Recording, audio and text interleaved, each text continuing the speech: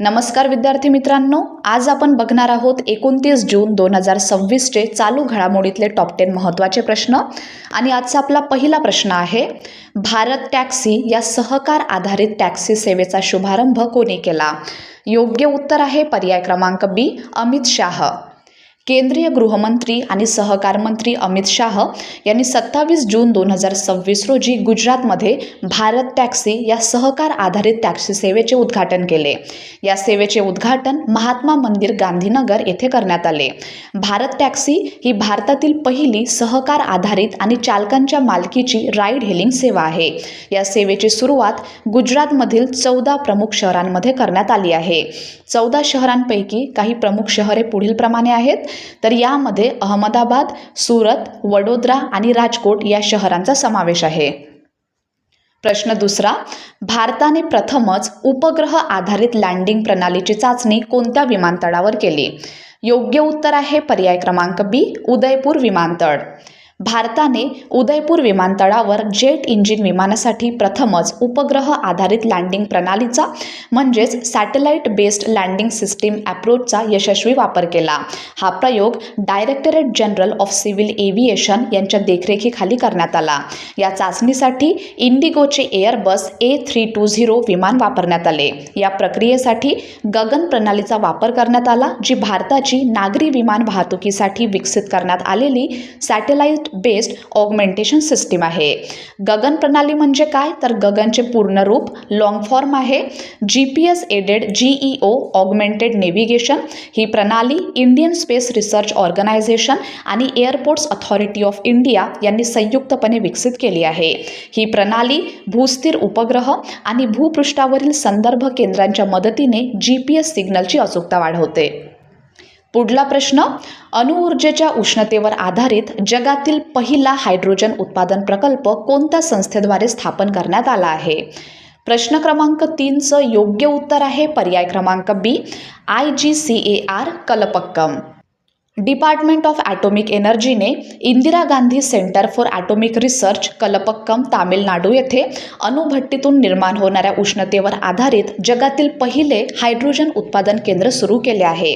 या प्रकल्पात fast breeder taste रिॲक्टरमधून निर्माण होणाऱ्या उष्णतेचा वापर करून हायड्रोजनचे उत्पादन केले जाते। हायड्रोजन निर्मितीसाठी यामध्ये कॉपर क्लोरीन थर्मोकेमिकल सायकल या अत्याधुनिक तंत्रज्ञानाचा वापर करण्यात आला आहे। प्रश्न चौथा, भारत जपान वार्षिक शिखर परिषदेची यंदाची कोणती आवृत्ती आयोजित करण्यात येणार आहे?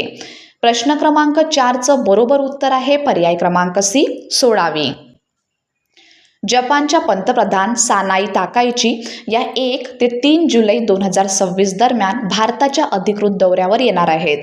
त्या नवी दिल्ली येथे आयोजित करण्यात येणाऱ्या 16व्या भारत जपान वार्षिक शिखर परिषदेत सहभागी होणार आहेत।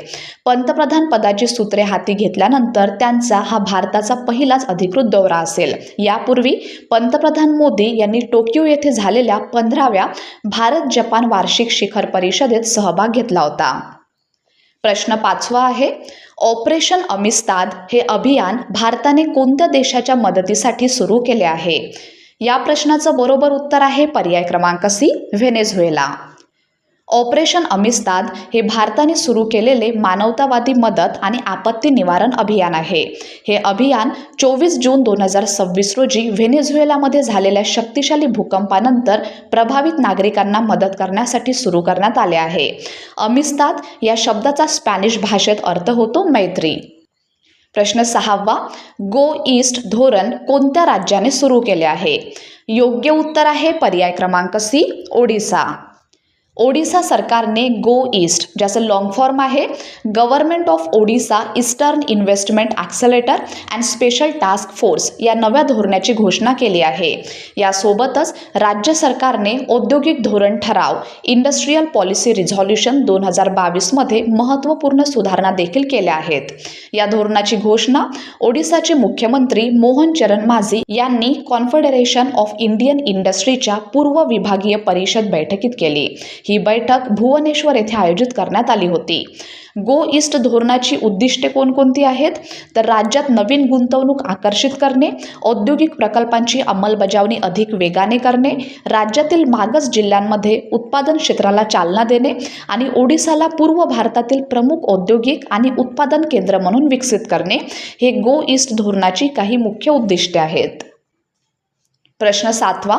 भारतीय हवाई दलाने लांब पल्ल्याच्या अचूक प्रहार क्षमतेसाठी कोणत्या लढाऊ विमानांवर ब्रह्मोस क्षेपणास्त्राचे एकत्रीकरण केले आहे? बरोबर उत्तर आहे पर्याय क्रमांक सी, सुखोई Su-30 MKI. भारतीय हवाई दलाने सुमारे 40 सुखोई Su-30 MKI लढाऊ विमानांवर हवाई प्रक्षेपित ब्रह्मोस सुपरसॉनिक क्रूज क्षेपणास्त्र बसवून आपल्या लांब पल्ल्याच्या अचूक प्रहार क्षमतेत वाढ केली आहे. भारतीय हवाई दलात सध्या जवळपास 270 सुखोई Su-30 MKI विमाने सेवेत असून ही विमाने हवाई दलाचा कणा मानली जातात. या विमानांची निर्मिती हिंदुस्तान एरोनॉटिक्स लिमिटेड HAL कडून परवानाधारक तंत्रज्ञानाच्या आधारे केली जाते. पुढला प्रश्न क्रमांक 8. VIP culture in India, power, privilege and the distance from democracy या पुस्तकाचे लेखक कोण आहेत? योग्य उत्तर आहे पर्याय क्रमांक ए, नाबाम रेबिया आणि Sandeep Kumar. VIP culture in India, power, privilege and the distance from democracy या पुस्तकाचे लेखक नाबाम रेबिया आणि संदीप कुमार आहेत. पुस्तकाचे प्रकाशन भारताचे उपराष्ट्रपती CP राधाकृष्णन यांच्या हस्ते करण्यात आले. पुस्तकात वसाहतवादी आणि सरंजामशाही व्यवस्थेतील विशेषाधिकारांच्या परंपरेवर टीका करण्यात आली आहे, ज्यामुळे सार्वजनिक अधिकारी आणि सामान्य नागरिक यांच्यात दुरावा निर्माण होतो. प्रश्न 9 आहे.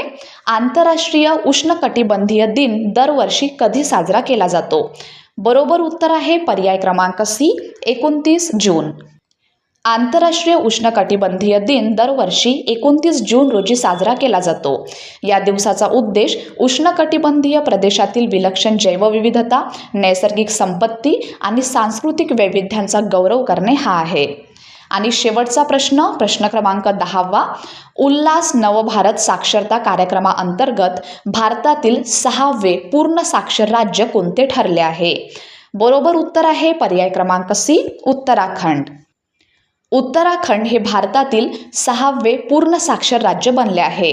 राज्याने 98% अधिक प्रौढ साक्षरता दर नोंदवून ही उल्लेखनीय कामगिरी साध्य केली आहे. भारतामधील पूर्ण साक्षर राज्यांमध्ये पुढील राज्यांचा समावेश होतो. यामध्ये पहिल्या क्रमांकावर आहे मिझोराम, दुसऱ्या क्रमांकावर आहे गोवा, तिसऱ्या क्रमांकावर आहे त्रिपुरा, चौथ्या क्रमांकावर आहे हिमाचल प्रदेश, 5व्या क्रमांकावर आहे सिक्कीम आणि आता नवीन ॲड झाला आहे उत्तराखंड 6व्या क्रमांकावरती. यासोबतच आणखी एक महत्त्वपूर्ण गोष्ट तुम्हाला लक्षात ठेवायची आहे. लडाख हा उल्हास नवभारत साक्षरता कार्यक्रमाअंतर्गत पूर्ण साक्षरतेचे प्रमाणपत्र मिळवणारा पहिला केंद्रशासित प्रदेश ठरला आहे. तर विद्यार्थी मित्रांनो, हे होते आपल्याचे टॉप 10 महत्त्वाचे प्रश्न. धन्यवाद.